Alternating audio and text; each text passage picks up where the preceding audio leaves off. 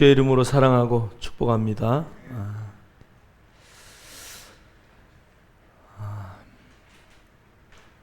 제가 사랑하는 여인이 생겼어요. 물론 우리 아내를 사랑합니다. 목회자로서 아내를 얼마나 사랑하는지 몰라요. 그런데 더 사랑하는 여인이 생겼어요. 그래서 제가 아침에도 이렇게 편지를 쓰다가 내 사랑하는 여인아, 나는 당신이 너무 사랑스럽습니다. 그 편지를 지나가는 사람이 봤으면 어떡할까요? 목사님이 이거 문제가 생겼구나. 그 사랑의 대상은 우리 소녀딸입니다. 그렇다면 어떻게 될까요? 생각이 바뀌는 거죠. 여러분이 신약 성경과 구약 성경을 볼 때 구약 성경은 누구에게 쓴 성경인가? 어떤 자에게 허락한 성경인가? 그 다음에 그것을 확대해서 신약 성경은 누구에게 준 말씀인가? 이것들을 우리가 구약과 신약을 보면서 잘 구분을 하셔야 돼요. 오늘 영광이라는 단어를 설교하려고 해요. 영광이라는 단어는 구약의 의미는 무겁다라는 말이에요. 무겁다. 물론 어떠한 존재를 나타내기도 하고 그 다음에 빛을 나타내기도 하지만 그 카바드라는 단어 자체는 영광은 무거운 것이다. 구약의 성경을 보면서 그 영광은 오직 하나님께만 들려지는 것이에요. 물론 오늘날 우리에게도의 영광은 오직 하나님에게만 영광을 돌리는 것이죠. 그러나 하나님의 영광을 보는 구약의 백성들은 죽음을 면치 못했습니다. 모세가 하나님의 영광을 보여달라고 하나님 앞에 말할 때 하나님이 네가 나의 영광을 보면 죽을 거니까 큰 바위 틈에 숨기시고 그의 손으로 덮으시며 지나가셔요. 그리고 모세는 어디를 봐요? 하나님의 뒷모습을 보게 돼요. 하나님의 현현하시는 그 영광의 모습을 볼 수가 없어요. 왜 구약의 성경들 가운데 구약의 백성들이 하나님을 전면으로 볼 수 없었을까? 그들은 죄 가운데 있었기 때문에 그래요. 그래서 하나님을 보면 뭐가 일어나요? 스파크가 일어나는 거죠. 충돌이 일어나는 거예요. 그분의 법칙을 모르고 보기 때문에 하나님을 보는 자는 죽음을 면치 못하고 그 앞에 담대히 나아가지 못하죠. 왜요? 그들은 종으로서의 삶을, 노예로서의 삶을, 물론 하늘나라의 백성이지만 위치가 다른 삶을 살았기 때문에 그래요. 그러나 예수 그리스도 그분이 오셔서 영광이라는 단어는 빛이라는 단어로 번역이 돼요. 구약의 카보드, 영광이라는 단어를 신약 성경에는 빛이라는 단어로, 하나님의 존재라는 단어로 그것을 사용됩니다. 영광이라는 단어를 사전적으로 말하기는 굉장히 어렵습니다. 우리가 영광이라는 단어를 수도 없이 많이 쓰지만 그 영광이라는 단어의 의미가 여러분의 심령에 얼마나 와닿을지 모르겠어요. 그 하나님의 영광을 늘 여러분 구하십니까? 그분의 존재, 그분의 가치, 그분의 위대함, 그분의 그 존귀함, 그분의 모든 것들이 이 영광이란 단어 안에 다 녹아져 있는 거예요. 여러분, 이스라엘의 8대 축복의 두 번째가 영광인데요. 이스라엘은 그 영광의 주인공이었다고 성경은 말해요. 많은 사람들이 하나님의 그 영광을 바라보면 죽을 수밖에 없는 그 자리에 하나님은 그들을 영광 가운데 현현하셨어요. 성막 가운데 일하셨고 그 다음에 성전 가운데 임하셨고 하나님의 영광은 이스라엘 백성들을 다 이끌고 가나안 땅에 들어가기까지 역사하셨던 그 현현하셨던 하나님을 이스라엘 백성들은 다 영광이라고 표현하고 있어요.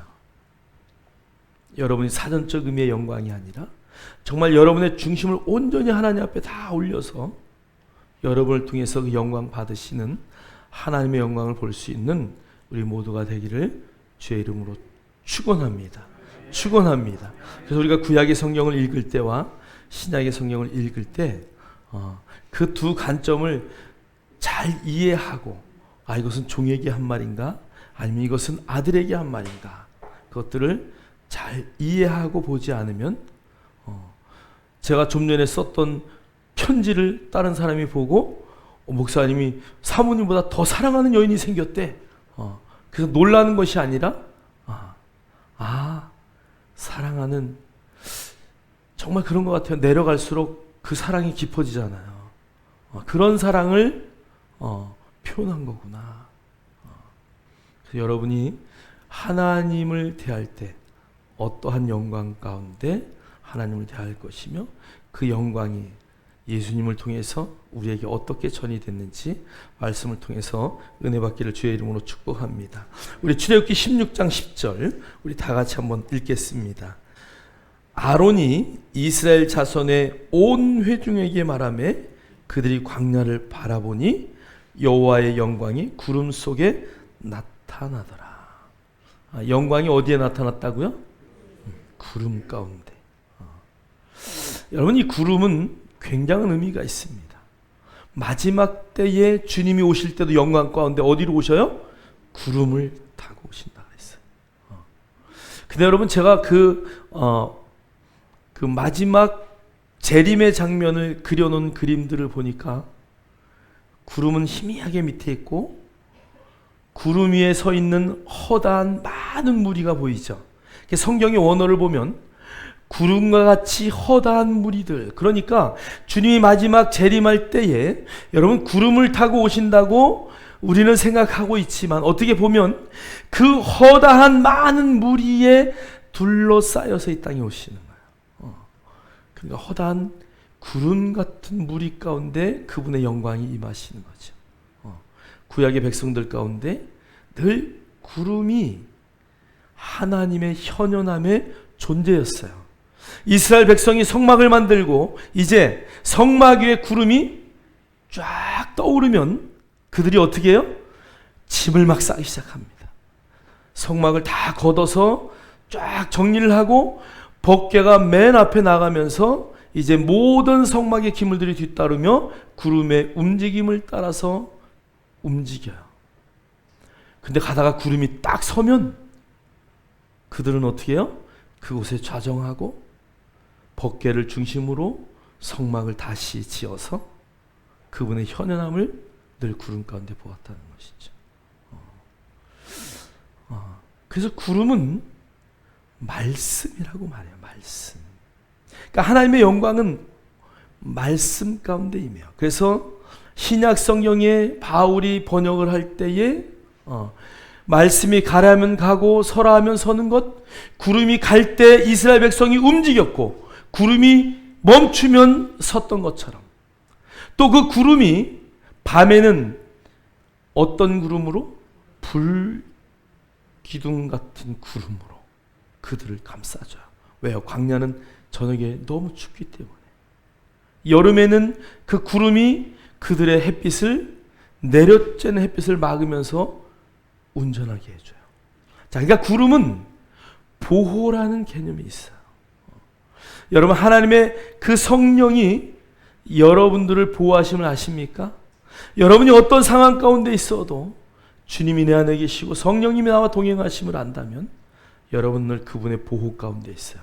그래서 불 가운데 들어갈지라도, 물 가운데 들어갈지라도, 어떠한 환난 가운데 있을지라도 하나님의 그 놀라운 구름이, 그 말씀이 여러분들을 보호하시고 인도하시고 여러분을 형통케 하는 놀라운 은혜의 역사이심을 믿습니까? 그것이 저와 여러분의 존재예요. 오늘 이스라엘 백성은 구름 위에 현현하는 하나님의 영광을 바라보면서 살았어요. 거기에 영광이 카보드라는 단어인데 무겁다. 그 다음에 장관이었다. 이것은 빛이 엄청나게 밝았다는 이야기죠. 그 다음에 풍부함을 상징하고요. 그 다음에 존귀와 존재, 고귀함, 또 영화라는 단어로 번역이 되었어요. 자, 우리 마태복음 6장 13절 한번 신약 성경은 그러면 이 영광을 어떻게 번역했나 한번 읽겠어요. 시작. 우리를 시험에 들게 하지 마옵시고 다만 악에서 구하시옵소서. 나라와 권세와 영광이 아버지께 영원히 있사옵나이다. 아멘. 신약 성경의 이 영광은 독사라는 단어예요. 그런데 이것은 원래 의견이 누구의 의견, 누구 어떤 사람의 뜻을 말해요. 그러니까 영광은 하나님의 뜻 가운데 나타나게 돼 있어요. 자, 우리가 하나님의 뜻을 행하지 않으면 하나님의 영광은 우리를 떠나요. 아이를 낳다가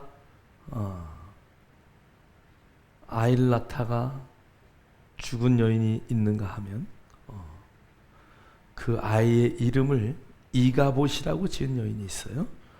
이스라엘의 마지막 제사장 엘리가 그 두 아들을 잃고 그 다음에 엘리의 남은 아들들이 전쟁 가운데 번개를 들고 나갔다가 죽어요. 그 며느리가 아기를 낳으면서 그 아이의 이름을 뭐라고 줬어요? 이가봇 이렇게 줬어요. 그 말은 하나님의 영광이 떠났다.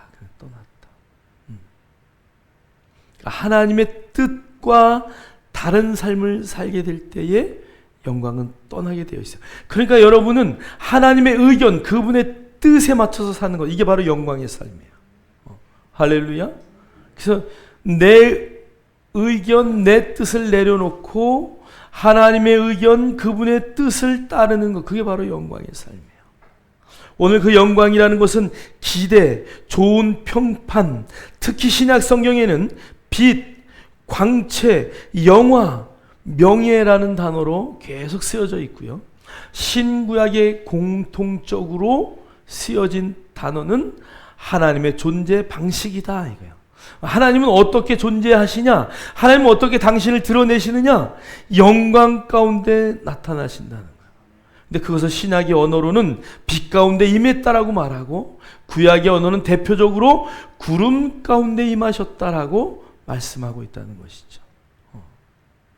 여러분이 그 영광의 하나님을 정말 단어적인, 언어적인, 어떤 면에서는 로고스된 그런 말로다가 되어진 것이 아니라 내 안에 레마로 주어지는 그런 만남이 있기를 주의 이름으로 축복합니다.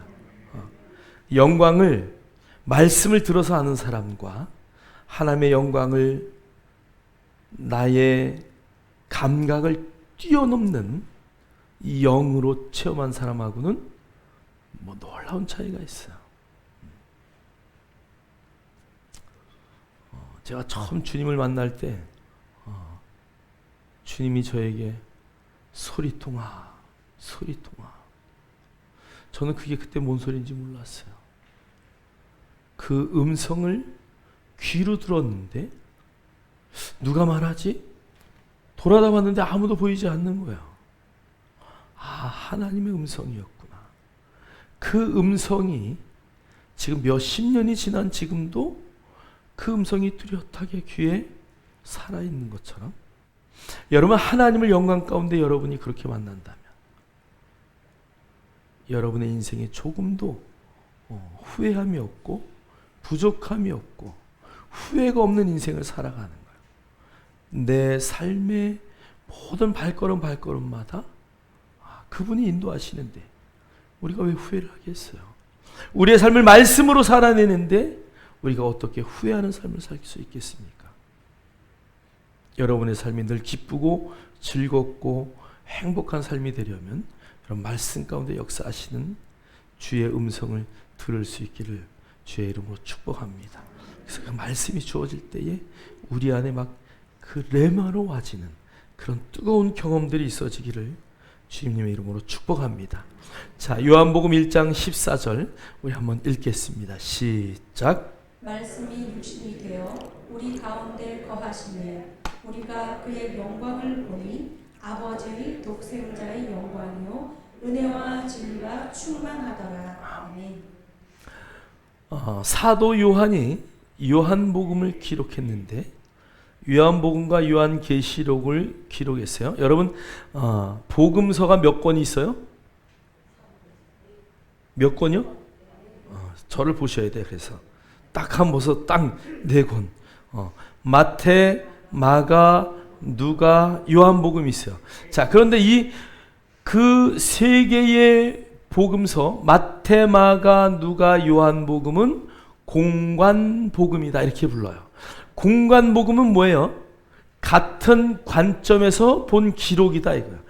요한복음만큼은 관점이 달라요. 여러분이 성경을 읽다 보면 요한복음에는 영적인 단어들이 굉장히 많이 나옵니다.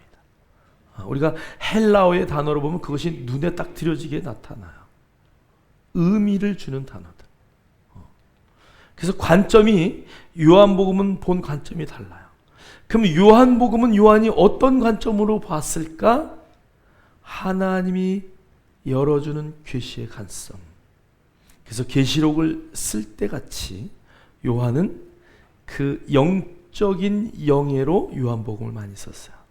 오늘 그 요한이 예수 그리스도를 보는데 그분을 보니까 거기에 아버지의 영광이 있었다 그래요. 예수 그리스도를 보니까 아버지의 영광이 보였는데 그 아버지의 영광을 2가지의 언어로 딱 정리해요. 영광을 2가지 단어로 정리하는데 첫 번째는 뭐예요? 은혜예요. 은혜. 예수님을 보고 아버지의 영광을 봤는데 그 영광 가운데는 뭐가 있었다? 은혜가 있었다는 거예요. 여러분, 은혜라는 단어가 뭐예요? 값없이 그냥 주는 거예요. 그래서 우리가 이런 말을 은혜 받았습니다. 그 말은 눈물 나왔습니다. 감동이 이게 아니라 그 시대에 쓰여진 그 단어의 의미는 내가 값없이 하나님으로부터 구원을 받았습니다. 내가 값없이 하나님으로부터 예수 그리스도 그분을 받았습니다. 내가 값없이 그분으로부터 받은 모든 것들을 나는 그분 앞에 갚을 길이 없습니다. 이런 고백이에요. 여러분, 은혜는 갚는 것이 아니에요. 은혜는 일방적이에요. 여러분, 부모가 자녀를 키울 때 너 20살 되면 돈 벌어가지고 나한테 매월 100만 원씩 갚아야 돼. 이러고 키우는 부모들이 있다. 넌 나 죽을 때까지 나의 보험이야. 이러면서 키우는 부모가 있나요? 아니요, 그렇지 않아요. 아마 100만 원씩 받았더라도 다 돌려줘, 다 돌려줘. 그게 부모예요. 어떤 부모도 여러분, 부모와 자식의 관계를 하나님과 우리의 관계로 늘 비유하듯이 은혜는 갚을 수가 없어요. 여러분, 하나님의 은혜를 우리가 어떻게 갚겠어요? 성경은 예수 그리스도 안에서 하나님의 영광을 받는데 그 영광은 은혜였다는 거예요. 여러분, 그 은혜의 빚진 자로 살아갈 때에 여러분이 그 빚을 갚으려고 애쓰고 힘쓰는 그런 종의 삶이 아니라 그 은혜를 누리는 삶을 살아야 돼요. 무슨 말인지 이해가 되셔요? 그 은혜를 누린다는 것은 뭐예요? 내가 갚을 수 없어요. 근데 그 은혜를 내가 받았기 때문에 그 은혜를 나를 통해서 누군가를 향하여 흘려보내는 거예요. 여러분의 자녀에게 흘려보내고 여러분의 이웃에게 흘려보내고 여러분의 사랑하는 성도들에게 흘려보내고 거저 받았으니까 거저 주는 그런 흘려보냄이 있을 때 가정과 민족과 국가가 살아나는 거예요. 내 것을 움켜쥐고 있을 땐 아무 일도 일어나지 않아요. 그러나 내 것을 흘려보내는 그 삶을 통해서 믿음의 역사가 나타나는 거예요. 무슬림을 전도하는 목사님이 영국이 브렉시트를 선언하면서 영국은 기독교 국가가 아니라 무슬림 국가다라고 이렇게 말씀하셨더라고요. 무슨 말인가 자세히 봤더니 무슬림을 믿는 영국 인구가 기독교를 믿는 인구를 초월했다는 거예요. 영국은 영국의 여기자 기자이면서 동성애를 반대하고 그런 것들을 한국에게 기도를 요청하는 여자 기자분, 유명한 분이 있어요. 이름은 생각이 안 나는데 그분이 하는 말이 한국의 기독교인들이요, 기도하세요. 그리고 동참하세요. 우리는 이 법이 통과가 됐어도 많은 그리스도인들이 아무 염려 없이 살 것이라고 생각했는데 법이 통과하고 나서부터는 아무 영향력을 끼칠 수 없고, 동성애자들이 와서 결혼시켜달라 그러는데 목사님이 나는 당신들을 주례할 수 없습니다라고 말할 때 우리나라 돈으로 얼마야? 3천만 원? 그 정도의 벌금이 매겨지고 감옥에 가야 되고 그런 일들이 지금 벌어지고 있다. 이 영국의 기독교인들은 일부 일처제예요. 이슬람은 일부 다처제예요. 부인을 4명씩 얻어요. 보통. 질투하는 여인은 어떻게 해요? 그냥 죽여도 살인이 아니에요. 지금 아프간의 여인들이 왜 탈출을 하려고 애를 씁니까? 그런 상황을 알기 때문에 그러죠. 여러분, 우리가 정말 이 시대를 살아가면서 하나님의 은혜를 나를 통해서 흘려보내질 않았더니 이 나라가 이렇게 됐어요. 하나님으로부터 거저받은 은혜를 전파하지 않고 그 은혜를 다른 사람에게 나눠주지 않았더니, 나만 믿음 생활 잘하면 될 줄 알았더니 우리나라가 이렇게 됐어요 라고 그 여기자가 울면서 한국 성도들에게 기도를 요청하고 영국을 되돌리려고 막 애를 쓰고 힘을 쓰는데 그게 안 되는 거야. 국회의원 가운데 무슬림 국회의원이 벌써 3분의 1인가 그렇게가 국회의원이 무슬림이래요. 우리나라에게 보낸 메시지 가운데 한국도 금방 그렇게 될 것이다. 안 그럴 것 같죠? 한국도 지금 저기 어디죠? 광주인가 부산에 어디에 그 앞에다가 지금 무슬림 그거 회당 크게 세우려고 그들은 5.1달러를 가져와서 세우잖아요. 그래서 반대 운동을 하고 있는데 굉장한 어려움을 당하고 있어요. 무슬림의 인구가 급속도로 늘고 있어요. 여러분이 하나님으로부터 받은 은혜를 전하지 않으면 나만 신앙생활 잘하면 되지 이렇게 산다면, 여러분이 영적 자녀를 키우고 길러내지 않으면 우리의 미래는 뻔하죠. 이번에 유대인 랍비와 대화를 하는 것들을 브레드 TV 여러분 보시면 알 거예요. 지금 한국이 OECD 국가 중에 출산율이 최하입니다. 랍비에게 어떻게 될 것 같습니까? 랍비가 주저앉고 말해요. 한국이란 나라는 없어지는 거죠. 몇 년 이내요? 통계를 보니까 50년 이내면 한국이라는 나라에, 여러분 한국이란 나라가 없어진다는 이야기는 뭐예요? 인구가 없어서 소수 그냥 부족으로 이렇게 전락된다. 여러분 자녀를 못 낳으면 영적 자녀라도 낳으십시오. 지금도 무슬림들은 기독교로 개종하는 사람들이 있어요. 물론 기독교에서 또 무교에서 무슬림으로 개종하는 사람들이 굉장히 많지만 그러나 그 무슬림들의 테러 이런 것들의 환멸을 느끼면서 개종하는 사람들도 굉장히 많아요. 우리가 그런데 또 희망을 가져요. 여러분 눈에 보이는 것 따라가지 말고 정말 하나님의 말씀 그 속에 있는 은혜를 붙드시고 그 은혜를 흘려보낼 수 있기를 주의 이름으로 축원합니다. 두 번째, 예수님을 들여다봤더니 그 안에 뭐가 보였어요? 진리가 있더란 말이야. 이 진리라는 단어는 에메트라는 단어고요. 이 진리라는 단어는 하나님의 말씀이 진리예요. 진리는 변할 수 있는 것이 없는 것이에요. 변할 수 없어요. 진리가 변하기 시작하면 이 세상은 혼돈의 세상이 와요. 하나님의 말씀이 사라지면 그 모든 민족은 혼돈의 시대가 와요. 어느 나라든지 마찬가지예요. 아프간의 기독교인들이 막 눈물 흘리면서 기도해요.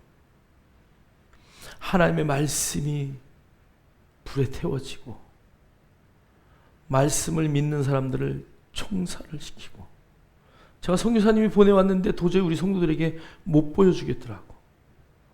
그냥 머리에다 그냥 대고 그냥 쏘는 거야. 쏘고 끝나는 게 아니에요. 또 막 그냥 기관단총 같은 걸로 막 그냥 막 난사를 해요. 그걸 리얼하게 사진을 보내왔더라고요. 예수 믿는다는 것 때문에. 사랑하는 성도 여러분, 그러나 여러분, 진리는 죽음 앞에서도 우리를 강하게 만드는 것이. 하나님의 말씀은 영원히 변치 않아요.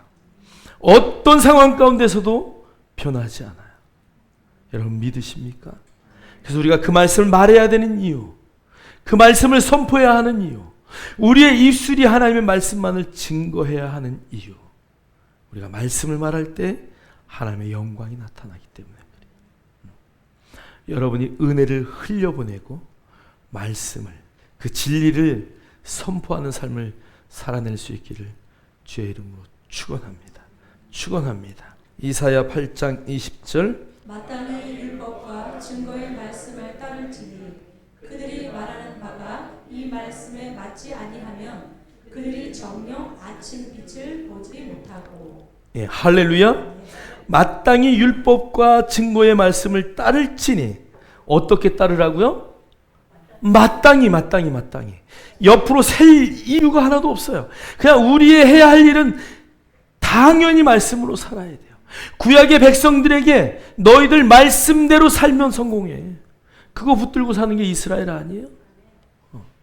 근데 오늘 성경은 마땅히 너희들에게 다른 길은 없다. 오직 율법과 증거의 말씀을 따를지니 그들이 말하는 바가 이 말씀에 맞지 아니하면, 여러분이 입으로 말하는데 그 말하는 것들이 하나님의 말씀과 부합하고 반대되는 말을 하고 의심되는 말을 했을 때는 그들이 정녕 아침빛을 보지 못하고. 자, 그럼 아침빛을 보지 못한다는 게 무슨 뜻인가? 그 밑에 21절 읽겠습니다. 시작. 이 땅으로 헤매며 곤고하며 굶주릴 것이라. 그가 굶주릴 때에 격분하여 자기의 왕과 자기의 하나님을 저주할 것이며 위를 쳐다보거냐. 22절 시작. 땅을 굽어보아도 환난과 흑암과 고통의 흑암뿐이니 그들이 심한 흑암 가운데로 쫓겨 들어가리라. 아멘. 그러니까 아침 빛을 보지 못한다는 의미는 땅을 헤매고 다닌대요. 그래서 늘 곤고하대. 그 다음에 성경은 굶주린대. 그리고 굶주릴 때 격분해서 자기들의 왕과 자기의 하나님을 저주하며 위를 쳐다보구나. 그 얘기는 뭐야? 위를 쳐다보고 원망한다는 얘기예요. 땅을 굽어보아도 환난과 흑암과 고통의 흑암뿐이니 그들이 심한 흑암 가운데로 쫓겨 들어가리라. 그러니까 여러분이 입술에 말씀을 말하는 것은 굉장히 중요해요. 이 말씀이 여러분의 삶에 그대로 응하기를 주의 이름으로 축원합니다. 말씀만 말하기 때문에 여러분 아침에 떠오르는 그 태양의 빛을 보는 거야. 사실 이 말의 정말 결론은 그 아침빛을 보지 못하는 사람은 흑암 가운데 있을 것이다. 무슨 얘기예요? 영원한 스월, 그 지옥 가운데 떨어질 것을 성경은 말씀하고 있어요. 저와 여러분이 늘 입술로 하나님의 말씀만을 말함으로 늘 그 영광과 동행하고 함께하는 멋진 믿음의 역사가 있기를 주의 이름으로 축원합니다. 오늘 성경을 추각해서 보면 첫째는 하나님이 그 영광의 주체이시죠. 그 다음에 신약으로 오면서 그 영광을 누구에게? 아들에게. 그래서 아들을 통하여 영광을 현현하셔요.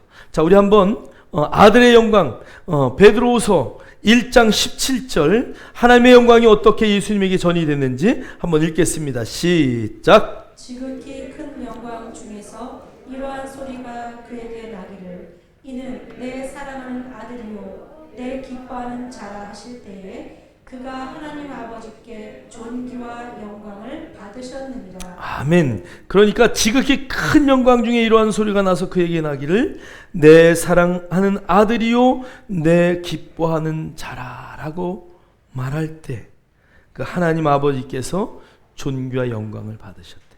자, 그러니까 예수 그리스도 그분을 통해서 하시는 일들 가운데 그분의 일이 하나님의 말씀대로 예수님의 3대 사역, 첫 번째는 뭐예요?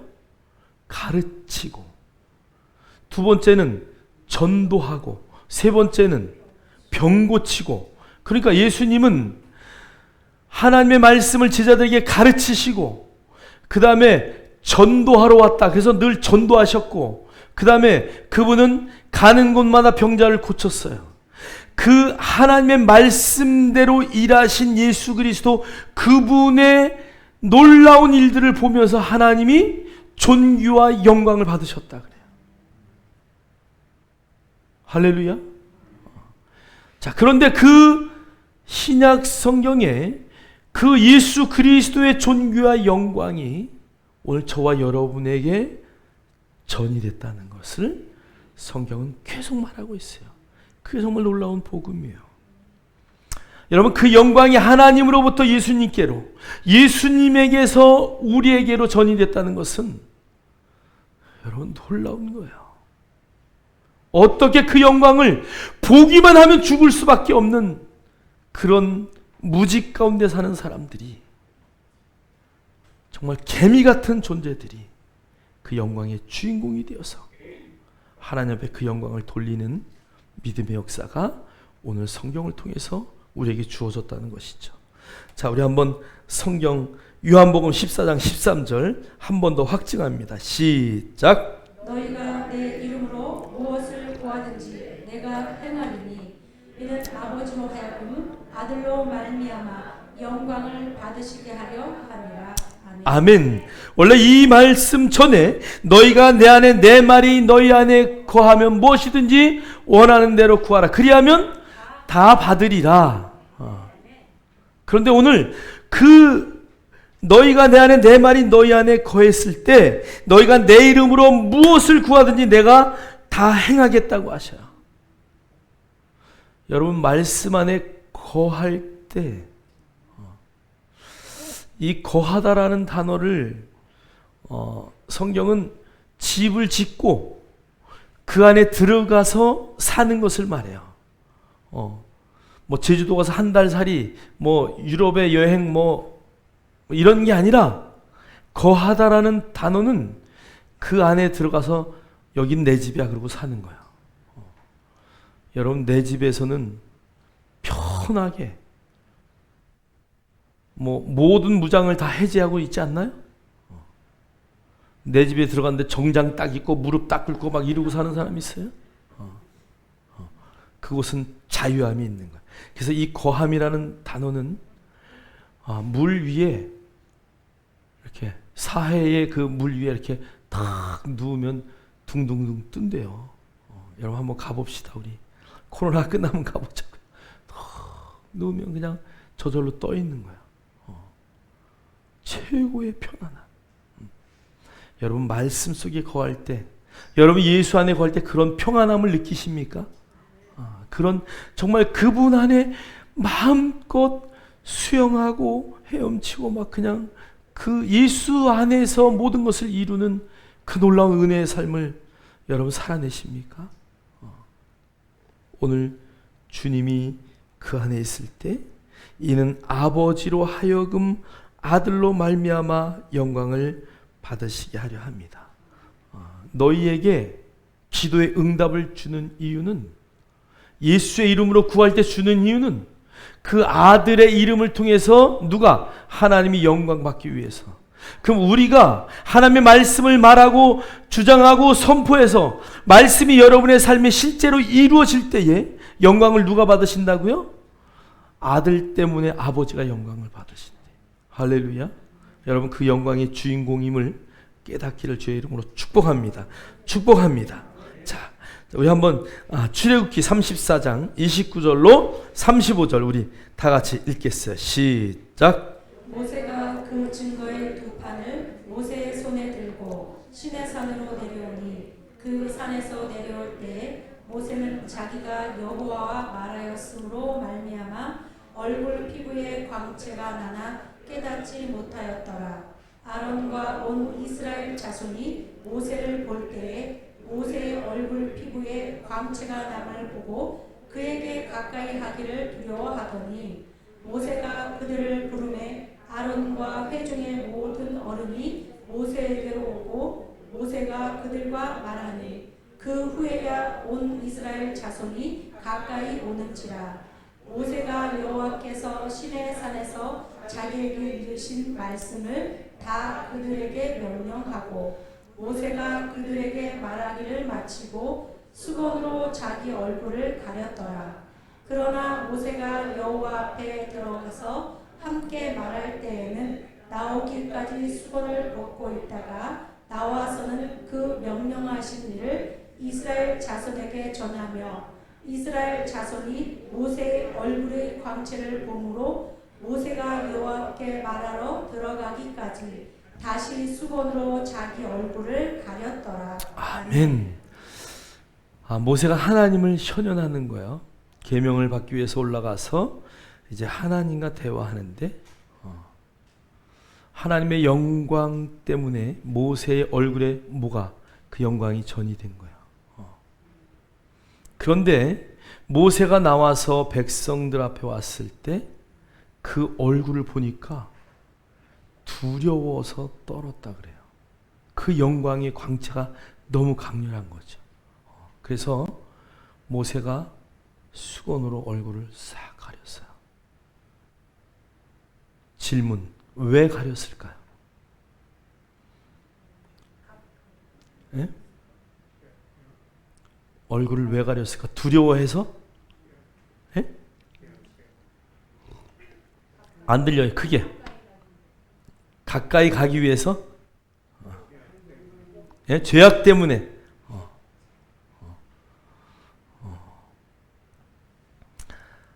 모세가 얼굴을 보이지 않는 첫 번째 이유는 아버지의 영광이 얼굴에 나타났기 때문에 그들이 두려워했기 때문이야. 성경을 보면. 자, 아까 얘기하신 것처럼 죄악 때문에, 그들의 무지함 때문에 하나님 앞에서 두려운 거죠. 자, 두 번째, 이 뒤에 성경을 쭉 읽으면 모세는 그 얼굴이 계속 빛났을까? 아니면 좀 있다 없어졌을까? 내려와서 살다 보니까 얼굴의 광채가 다 없어지니까 이제 수건을 벗고 살아요. 모세가 얼굴을 수건으로 가린 것을 신약 성경이 나중에 이야기하는데 없어질 영광, 없어질 영광을 보고 그들이 뭐 할까봐? 환호성할까봐. 무슨 말인지 이해가 되셔요? 없어질, 잠시 있다 없어질 영광을 그들이 그것을 영광이라고 할까봐 얼굴을 가렸다고 말해요. 잠시 있을 영광 때문에. 왜요? 그들은 그런 것을 보면 형상을 만들기 때문에 그래요. 모세가 우상이 될까봐. 모세는 자기 얼굴의 영광을 가렸다라고 성경이 주된 이유를 말씀하고 있어요. 자, 그런데 그 영광을 그러면 우리가 우리의 삶 가운데 우리의 얼굴에 그 하나님의 영광을 드러내는 방법이 무엇이냐? 그래서 고린도서 3장 18절이 잘 설명하고 있어요. 우리 한번 성경을 읽겠습니다. 시작. 우리가 다 수건을 벗은 얼굴로 거울을 보는 것 같이 주의 영광을 보매 그와 같은 형상으로 변화하여 영광에서 영광에 이르니 곧 주의 영으로 말미암으니라. 아멘. 그러니까 다 수건을 벗은 얼굴로 거울을 보는 것 같이 주의 영광을 보매. 그러니까 우리는 이제 볼 수 있어요, 없어요? 볼 수 있어요. 하나님의 영광을 우리는 이제 볼 수 있는 자리에 있는 거예요. 자, 그와 같은 형상으로 변화하여 영광에 이르니 곧 주의 영으로 말미암음이라. 뭐 때문에 그렇다고요? 주의 영 때문에 그렇대요. 자, 그러면 그 영이신 말씀은 하나님이고 하나님은 뭐예요? 영이에요. 그러니까 그 영이신 말씀을 여러분이 계속 들여다보면 여러분의 얼굴이 어떻게 하나님의 영광을 모세가 바라보고 변했던 것처럼 여러분의 얼굴에 하나님의 광채가 나타나는 거예요. 그 영광을 바라보시기를 주의 이름으로 축원합니다. 그 영광에 집중하기를 주의 이름으로 축복합니다. 그 영광이 여러분의 삶이 되기를 주의 이름으로 축복합니다. 자, 우리 그 밑에 한번 성경을 읽겠어요. 요한복음 17장 22절 시작. 내게 주신 영광을 내가 그들에게 주었사오니 이는 우리가 하나가 된 것 같이 그들도 하나가 되게 하려 함이니이다. 야, 오늘 주님이 이렇게 말씀하셔요. 하나님의 영광을 나에게 주셨는데 내가 그 영광을 누구에게도 줬다고요? 누구에게 줬다고요? 누구에게 줬다고요? 예, 옥경이에게. 예. 할렐루야. 나에게, 김상덕에게. 그 하나님의 영광을 예수님이 받아서 그 영광을 저와 여러분에게 주셨다고 성경은 말해요. 이는 우리가 하나 된 것 같이 그들도 하나 되게 하려 합니다. 그러니까 여러분, 하나님의 영광 안에 예수님의 영광이 있고 예수님의 영광 안에 누가 있어요? 내가 있는 거야. 그러면 내 영광 안에 예수님이 계시고 그 예수님의 영광 안에 누가 계셔요? 하나님이 계시는 거야. 옆 사람에게 제가 지금 한 말을 그대로 설명하세요. 시작. 빨리 대화하세요. 옆 사람하고 대화하세요. 하나님의 영광 안에 예수님의 영광이 있고 그 예수님의 영광 안에 내가 있고 내 영광 안에 누가 계셔요? 예수님이 계시고 예수님의 영광 안을 들여다보니까 그 안에 하나님이 계시는 거예요. 그것을 성경은 우리가 하나 되었다라고 하나 되었다. 저와 여러분의 존재가 그 영광의 존재로 변화했다는 거예요. 예수님 그분 때문에 저와 여러분의 영광이 하나님 안에 있는 영광이에요.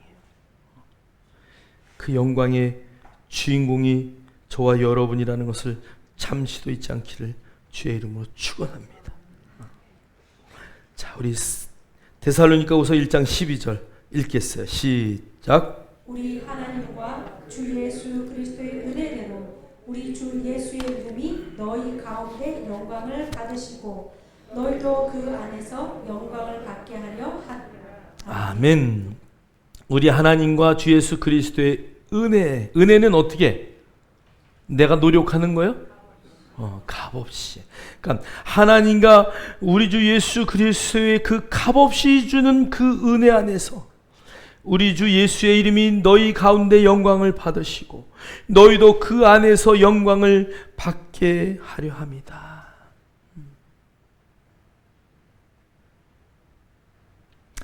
여러분 옆 사람하고 한번 대화하세요. 내가 하나님의 영광입니다.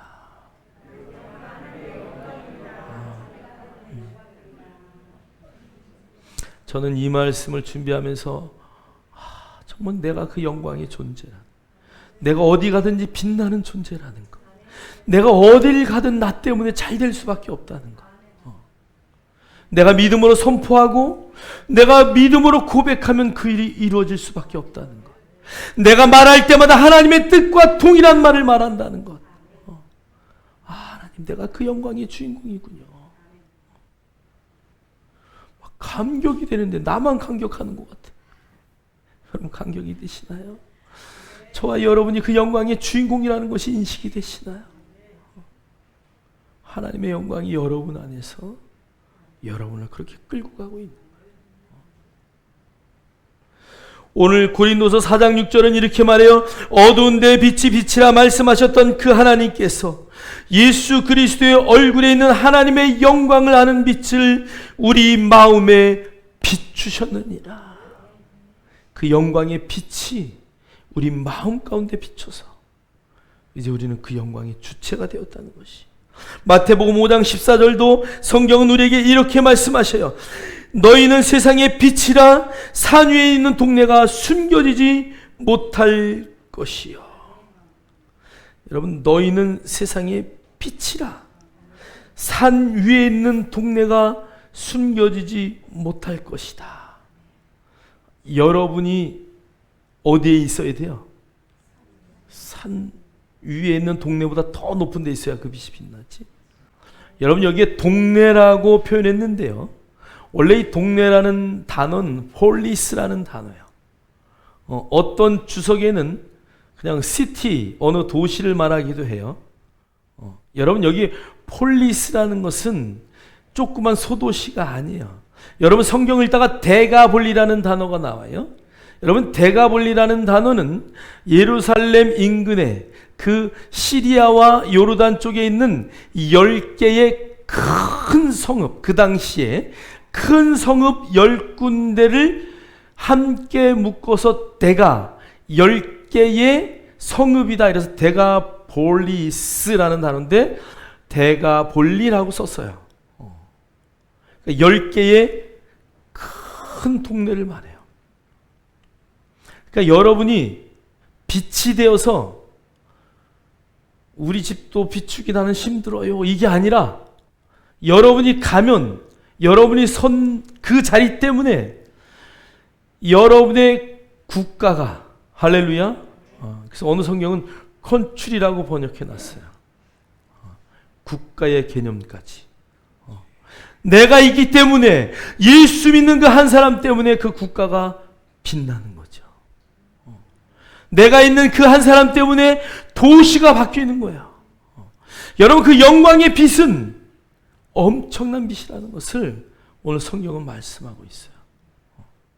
여러분 한 사람 때문에 도시가 완전히 바뀌는 그 은혜의 역사들이 나타나기를 주의 이름으로 축원합니다. 축원합니다. 할렐루야. 자, 우리 이사야 60장 1절 읽겠습니다. 시작. 일어나라, 빛을 발하라. 이는 내 빛이 이르렀고 여호와의 영광이 내 위에 임하였음이니라. 아멘. 아멘. 할렐루야.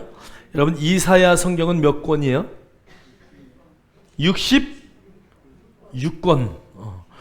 왜 66권이에요? 신구약 성경이 몇 권이에요? 66권이기 때문에. 그래서 이사야는 성경 전체의 뭐다고? 축소판이다, 이렇게 말해요. 축소판이다. 그래서 이사야가 39권을 넘어가면서 40장부터는 이사야 성경에 기록된 태도가 완전히 바뀌어요. 39장까지는 저주와 흑암과 멸망을 이야기했다면 40장, 왜 40장일까요? 40장이면 마태복음이 40장이 시작하는 거예요. 40장부터는 성경이 완전히 희망과 소망과 능력과 영광으로 바뀌어요. 그런데 이사야 60장에서 오늘 이런 말을 하는 거예요. 일어나 빛을 발하라. 이는 내 빛이 이르렀고 여호와의 영광이 내 위에 임하였다라고 말해요. 여러분, 여기 임했다라는 것은 임마누엘의 임이에요. 영원히 우리와 함께하는 거예요. 여러분, 그 빛을 여러분은 떠나지 않아요. 그 빛이 저와 여러분 안에서 그 영광의 빛이 함께 동행한다는 것을 여러분 잠시도 잊지 않기를 주의 이름으로 축원합니다. 축원합니다. 자, 에베소서 5장 8절 시작. 너희가 전에는 어둠이더니 이제는 주 안에서 빛이라. 빛의 자녀들처럼 행하라. 아멘. 너희가 전에는 어둠이었다. 그러니까 빛을 발할 수 없는 그 흑암과 같은 존재였어요. 우리는 원래 누구의? 마귀의 자녀였어요. 근데 이제 예수 그리스도 그분 때문에 우리 하나님의 자녀가 됐어요. 그것을 오늘 성경은 너희가 전에는 어둠이었더니 이제는 주 안에서 빛이라. 그래서 뒤에 뭐라고 말해요?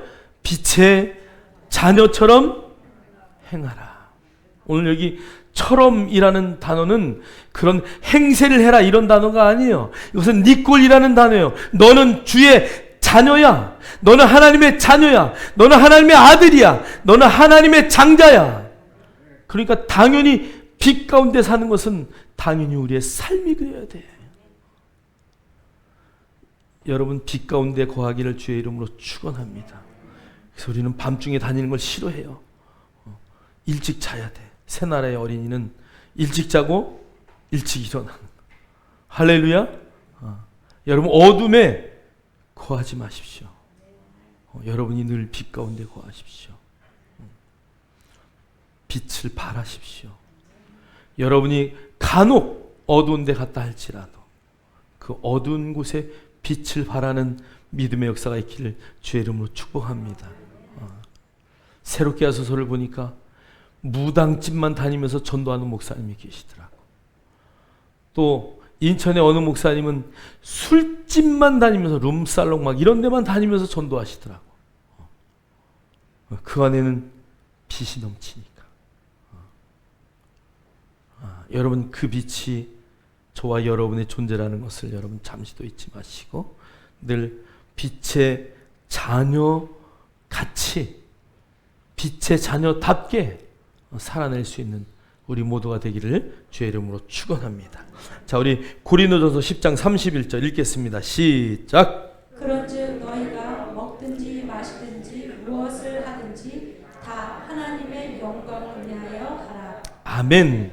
그런즉 너희가 먹든지 마시든지 무엇을 하든지 다 하나님의 영광을 위해서 하라. 여러분의 일거수일투족이 하나님의 영광임을 선포합니다. 무엇을 하든지 어디에 있든지 어떤 일을 행하든지 우리는 영광의 주체로 살아가는 거예요. 여러분 인식하십니까? 그래서 우리가 먹든지 마시든지 무슨 일을 하든지 내가 빛의 자녀라는 것을 잠시도 잊지 마시고 그 빛 가운데 늘 행할 뿐 아니라 그 빛 가운데 행하는 그 일이 오직 하나님께 영광이 되는 은혜의 역사들만 있기를 주의 이름으로 축원합니다. 하나님 감사합니다. 오늘도 나에게 그 놀라운 하나님의 영광, 내가 무거워 감당할 수 없는 그 영광을 우리에게 주시면서 너는 그 영광을 빛으로 나타낼 수 있어. 너는 그 영광의 주인공이라고 말씀하시는 주의 음성 듣게 하심에 감사합니다. 어디에 있든 무엇을 하든 먹든지 마시든지 무엇을 하든지 하나님의 영광을 위하여 살아내는 믿음의 성도들 되게 하심에 감사합니다. 오늘도 말씀을 통해서 내가 누구인지 깨닫게 하셨사. 하나님, 나는 영광입니다. 나는 영광의 주인공입니다. 나를 통하여 하나님 홀로 영광 받으옵소서. 주님을 찬양합니다. 예수님 이름으로 기도하옵나이다.